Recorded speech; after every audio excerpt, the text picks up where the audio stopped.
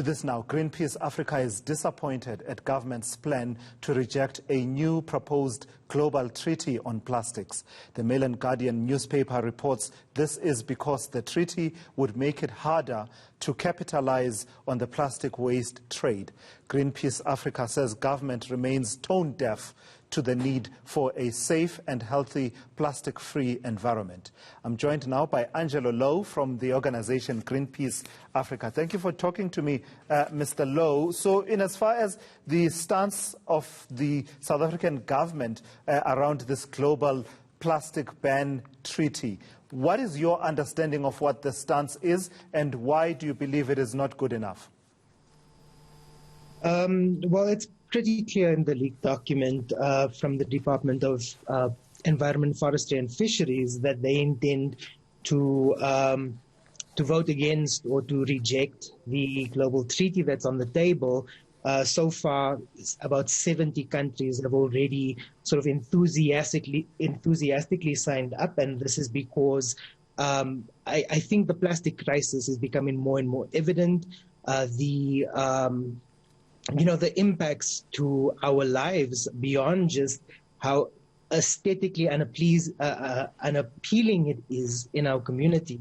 It has its health impacts. It has several other impacts on human beings. And so I think other governments are being a little bit more proactive in understanding that we need to resolve the plastic crisis globally, and particularly on the African continent, because our leaders, apart from the South African government, seem to be driving the sort of campaign against plastic and plastic pollution.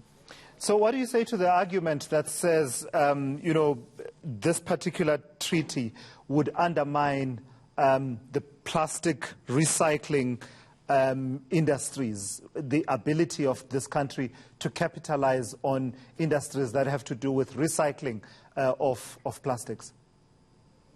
I think that our government once again is placing profits before people.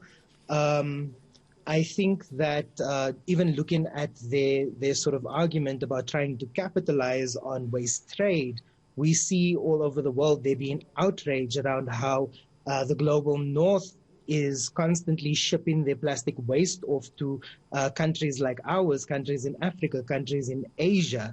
And there are several Asian countries that have already rejected or starting to reject waste trade. And it's really disappointing to see that the South African government is going to reject this treaty because they see an opportunity with waste trade. It's really made, it's kind of wreaked havoc on the lives of people in Asia. The United Nations report recently spoke about this extensively.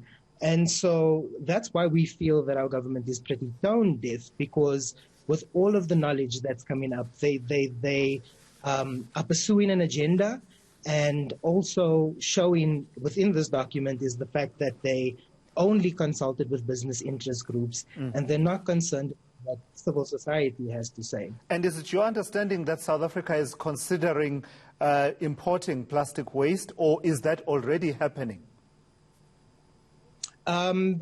The document that was leaked actually speaks about how this might pose it might pose a blockage to the possibility of this type of trade.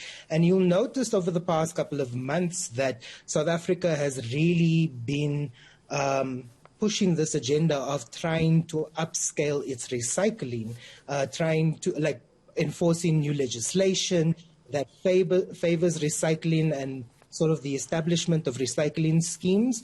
And so you kind of see where the direction that this is moving into.